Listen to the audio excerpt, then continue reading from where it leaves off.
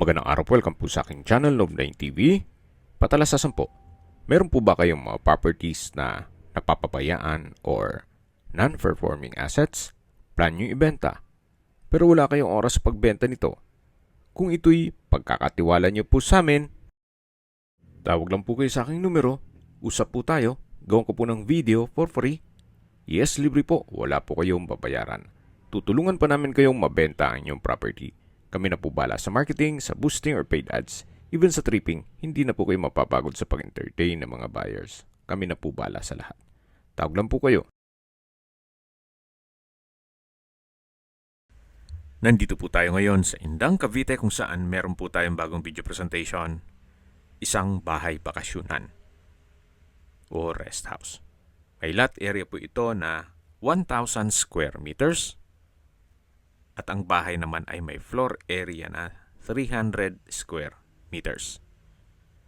Meron pong mga fruit-bearing trees sa palibot nito gaya ng bangkok na santol, guyabano, saging, nyog at marami pong iba. Meron din pong caretaker's house o ginawa nila ngayong bodega.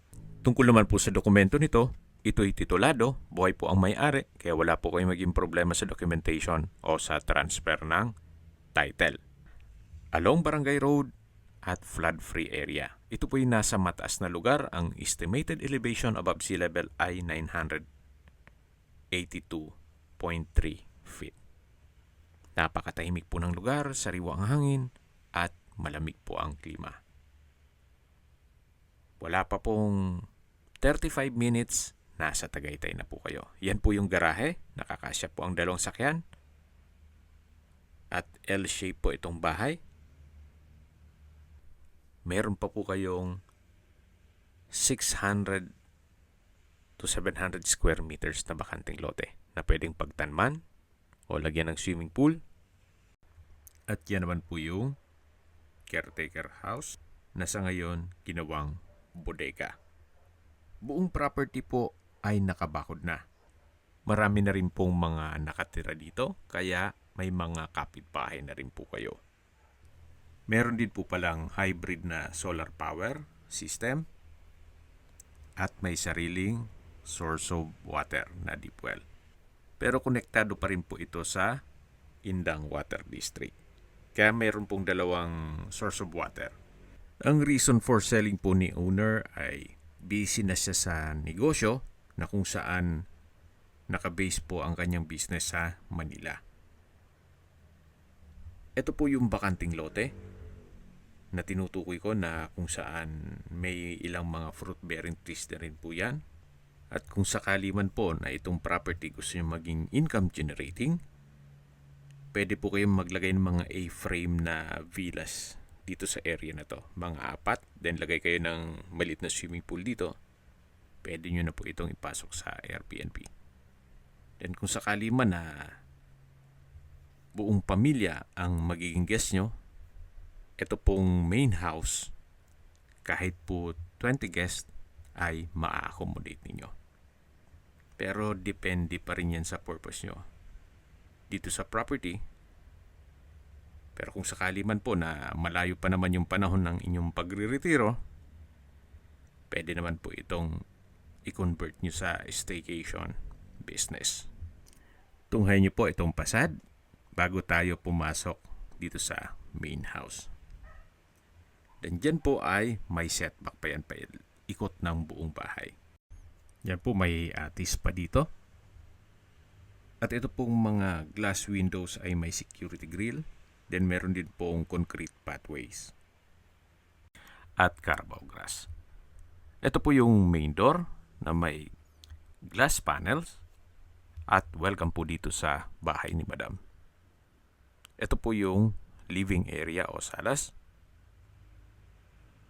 Then sa dulo po ay may access papunta naman sa open lanay. Naka-premium tiles po. Itong flooring. Brickstone design itong wall. Na sa likod po niyan ay may kwarto o bedroom.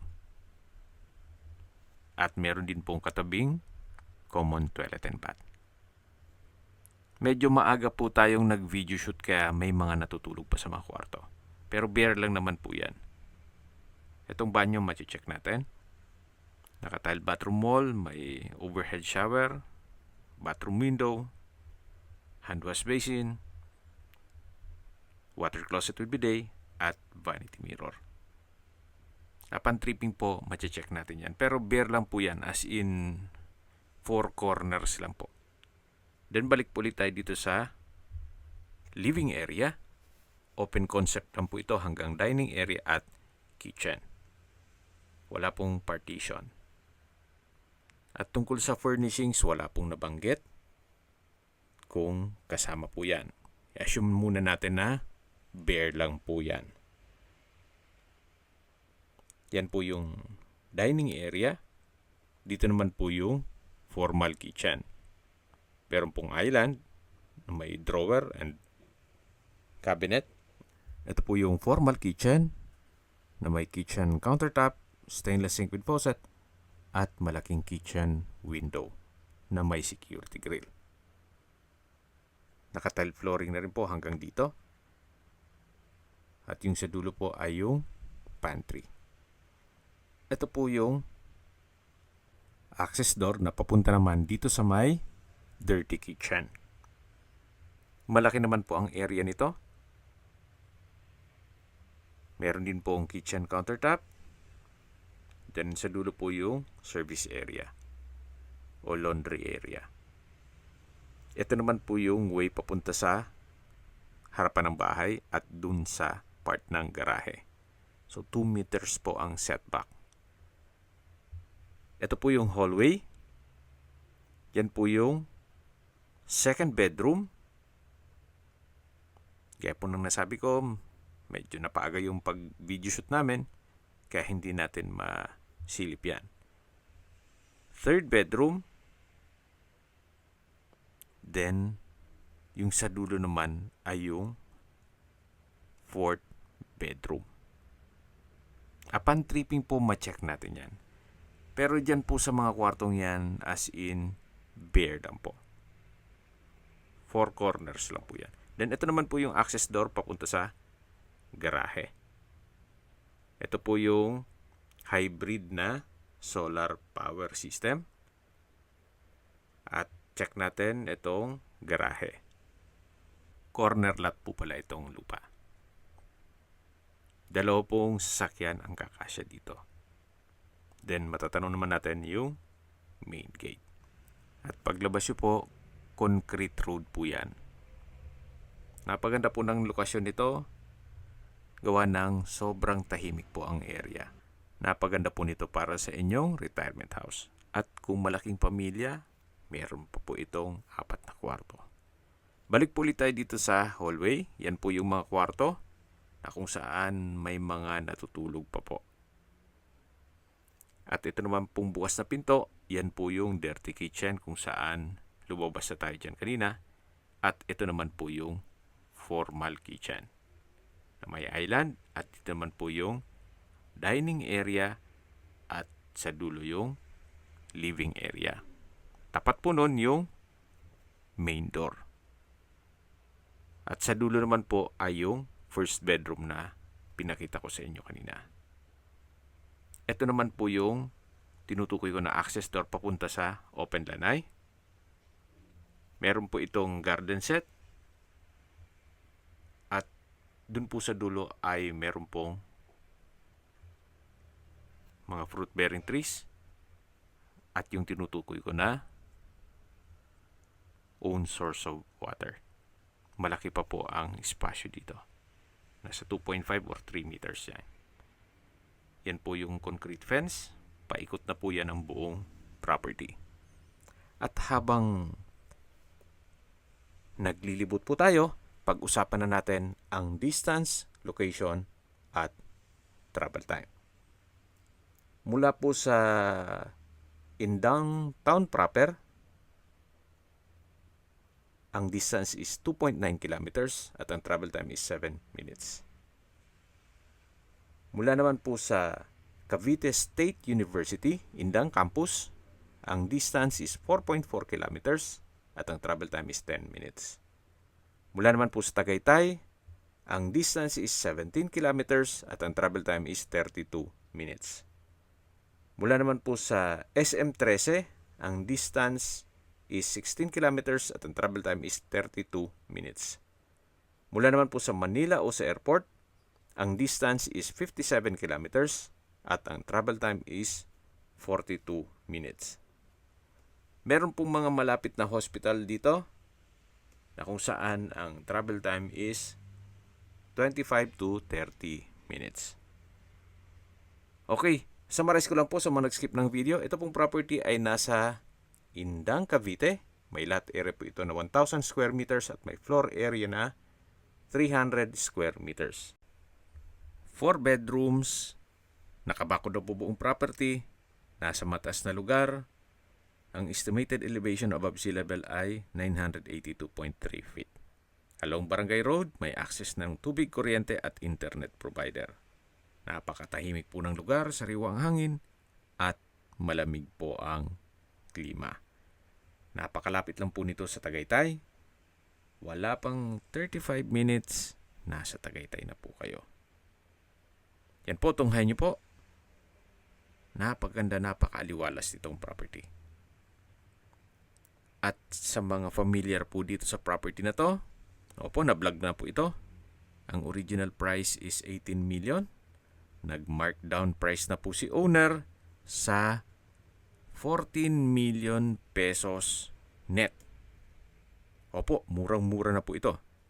14 million pesos net, ibig pong sabihin si buyer na po ang sasagot sa lahat ng taxes at expenses with regard to documentation. Ang kagandahan po dito, nakadesign na to para sa retirement home. Wala pong second floor, kaya hindi po kayo mahirapang pumanik kung sakali man na dumating sa punto na medyo mahina na ang tuhod natin. At kung sakali man po na bisitahin kayo ng inyong kamag-anak, meron pa pong 3 extra room na pwedeng tuluyan nila. At hindi pa doon, meron pa po kayong malaking bakanting lote na pwede pong pagtanman. You might consider this property as your retirement home. Okay, nabanggit ko na po yung presyo. Kung interesado man po kayo, especially nag-markdown price na po tayo, tawag lang po kayo sa aking numero. At hindi po pwedeng ura-urada o on the spot na magpapatripping tayo, gawa ng medyo busy rin po si owner. Kailangan po ahead of time ang pag-set ng tripping. Sa mga kababayan naman natin na sa ibang bansa, meron po akong WhatsApp, Viber at Telegram. Same number lang po, 0917-316-3399. Sa mga nagtatanong naman po ng aming Facebook, meron po aming Facebook page na Nov9TV at Facebook Real Video. Meron din pong TikTok at Instagram. May ibang YouTube channel po kami, the Nov9TV channel, Nov9TV Listings, Nov9TV On The Spot, Nov9TV Updates, at Nov9TV House Rental. Sana po naibigyan nyo ang video presentation. Paki-like and subscribe na lang po sa aking channel para ma-update din po kayo sa aking future listings.